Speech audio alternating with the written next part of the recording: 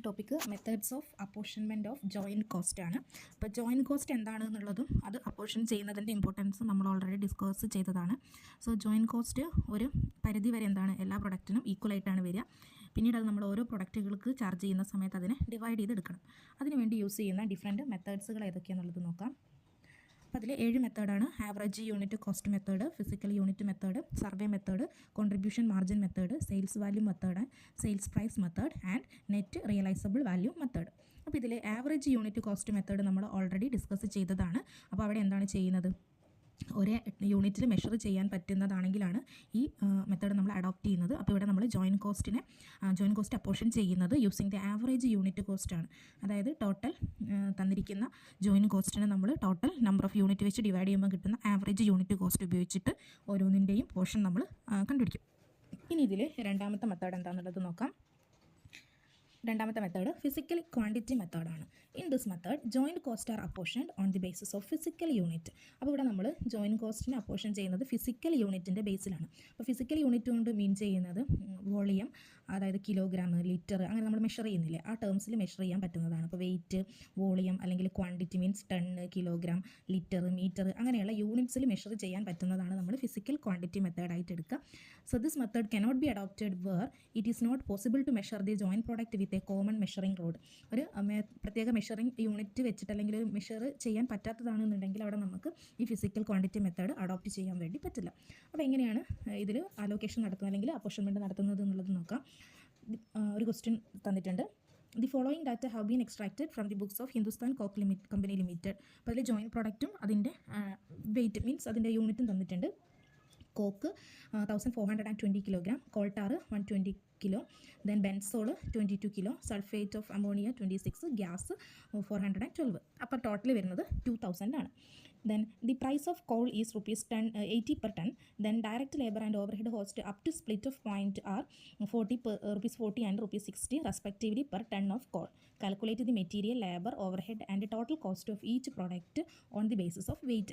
അതായത് ഇവിടെ നമ്മളോട് ഫിസിക്കൽ ക്വാണ്ടിറ്റി മെത്തേഡിൽ ഈ കോമൺ ആയിട്ടുള്ള എമൗണ്ട്, ഇപ്പോൾ ഇവിടെ കോമൺ ആയ എമൗണ്ട് എന്ന് പറയുമ്പോൾ up to split off point എന്ന് പറഞ്ഞു കഴിഞ്ഞാൽ അത് ജോയിൻറ്റ് കോസ്റ്റ് ആണ്. അപ്പോൾ ജോയിൻറ്റ് കോസ്റ്റ് 80 രൂപ, ഡയറക്റ്റ് ലേബർ 40, ഓവർ ഹെഡ്സ് 60. അപ്പോൾ ഇതിൽ 80, 40, 60 അതിനെയാണ് നമ്മൾ എന്ത് ചെയ്യേണ്ടത്, ഡിവൈഡ് ചെയ്തിട്ട് ഓരോന്നിൻ്റെ പോർഷൻ നമ്മൾ ഡിറ്റർമിൻ ചെയ്യേണ്ടത്. അപ്പോൾ അതെങ്ങനെ ചെയ്യുക എന്നുള്ളത് നോക്കാം.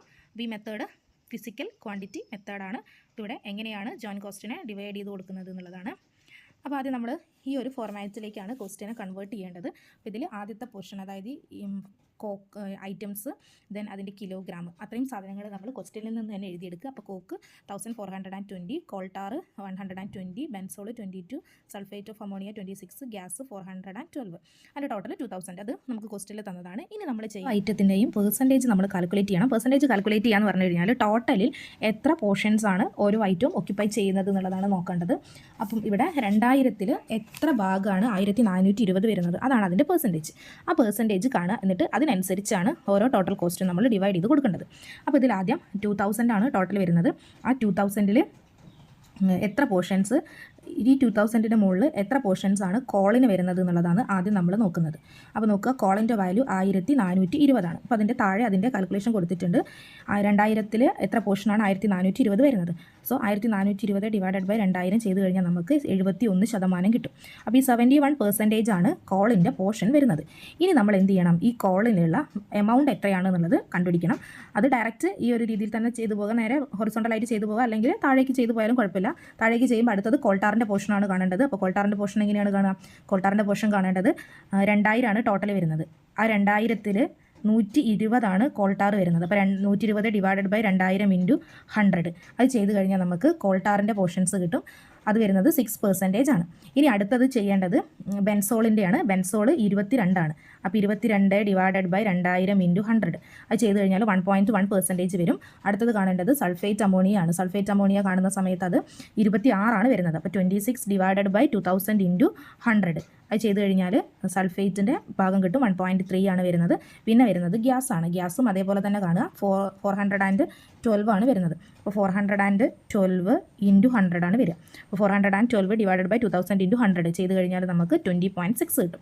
അപ്പോൾ ടോട്ടൽ കിട്ടി. ഇനി എന്ത് ചെയ്യണം എന്ന് പറഞ്ഞു കഴിഞ്ഞാൽ ഓരോ കോസ്റ്റിനെ, ഇപ്പോൾ ഇവിടെ ടോട്ടൽ കോസ്റ്റ് തന്നിട്ടുണ്ട്, 80 ഉണ്ട്, 40 ഉണ്ട്, 60 ഉണ്ട്. ആ ടോട്ടൽ കോസ്റ്റിനെ നമ്മൾ എന്ത് ചെയ്യണം, ഈ കിട്ടിയിരിക്കുന്ന പെർസെൻറ്റേജിൻ്റെ ബേസിൽ ഡിവൈഡ് ചെയ്യണം. അപ്പോൾ ഇവിടെ ഇപ്പോൾ നമുക്ക് കിട്ടിയിരിക്കുന്ന പെർസെൻറ്റേജ് നോക്കുക. ഈ പെർസെൻറ്റേജിൻ്റെ ബേസിലാണ് നമ്മൾ എന്ത് ചെയ്യേണ്ടത്? ഇതിനെ ഡിവൈഡ് ചെയ്യേണ്ടത്. അപ്പോൾ ആദ്യത്തെ എമൗണ്ട് എന്ന് പറയുന്നത് 80 രൂപയാണ്. അപ്പോൾ 80ൻ്റെ 71% എന്ന് പറയുന്നതാണ് എന്ത് വരുന്നത്? 71%ആണ് കോളിൻ്റെ പോർഷൻ വരുന്നത്. അപ്പോൾ ഇവിടെ നോക്കുക, കോളിൻ്റെ വാല്യൂ പറയുന്നത് താഴെ അത് ചെയ്ത് കൊടുത്തിട്ടുണ്ട്. കോളിൻ്റെ വാല്യൂ വരുന്നത് 80 ൽ 71%. അപ്പോൾ 80ൻ്റെ 71%, ഇപ്പോൾ ഇവിടെ നോക്കി നമുക്ക് കാണാം 80 × 71% എമൗണ്ട് വരുന്നത് 56.8 ആണ്. ഈ 56.8 നമ്മൾ ഇവിടെ കൊടുത്തിട്ടുള്ളത്. ഓക്കെ, ഇനി അടുത്തത് നോക്കുക. അടുത്തത് ചെയ്യുമ്പം കോൾട്ടാറാണ്. കോൾട്ടാർ 6% വരുന്നത്. അപ്പോൾ 80ൻ്റെ 6% കോൾട്ടാർ. അപ്പോൾ 80ൻ്റെ 6% എന്ന് പറഞ്ഞു കഴിഞ്ഞാൽ 4.8 ആണ്. ഓക്കെ, 4.8 അതാണ് നെക്സ്റ്റ് കോളത്തിൽ കൊടുത്തിട്ടുള്ളത്, 4.8. ഇനി അടുത്തത് ബെൻസോളാണ്. ബെൻസോൾ എന്ന് പറയുന്നത് 80ൻ്റെ 22% അല്ലേ? 80ൻ്റെ 1.1%. അപ്പോൾ ബെൻസോളിൻ്റെ വാല്യൂ ബെൻസോൾ 80 ൽ 1.1% എന്ന് പറയുമ്പോൾ 0.88. ഇനി അടുത്തത് സൾഫേറ്റ് ആണ്. സൾഫേറ്റ് 80 ൽ 1.3%, അത് 1.04 ആണ്. പിന്നെ ഗ്യാസും 80 ൽ 20.6%, അപ്പോൾ 16.48. അപ്പോൾ ഇത് ടോട്ടൽ ചെയ്യുന്ന സമയത്ത് നമുക്ക് എത്ര കിട്ടും? 80 കിട്ടുകയും ചെയ്യും. ഓക്കെ, ഇനി നെക്സ്റ്റ് ഇതേപോലെ തന്നെ ടോട്ടലിനെ ഡിവൈഡ് ചെയ്യണം. അപ്പോൾ ഇവിടെ വരുന്ന ടോട്ടൽ എന്ന് പറയുന്നത് 40 ആണ്. അപ്പോൾ 40ൻ്റെ 71% 28.4, 40ൻ്റെ 6% 22.4, 40ൻ്റെ 1.1% 0.44, 40ൻ്റെ 1.3% 0.52, ദെൻ 40ൻ്റെ 20.6% 8.24.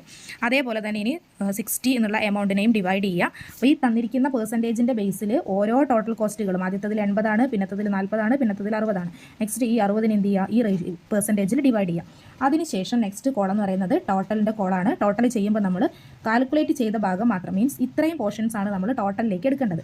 അപ്പോൾ ആദ്യത്തെ ടോട്ടൽ കോസ്റ്റ് കണ്ടുപിടിക്കുമ്പോൾ കോക്കിൻ്റെ കാണുമ്പോൾ 56.8 പ്ലസ് 28.4 പ്ലസ് 42.6, അതാണ് 127.8 കിട്ടുന്നത്.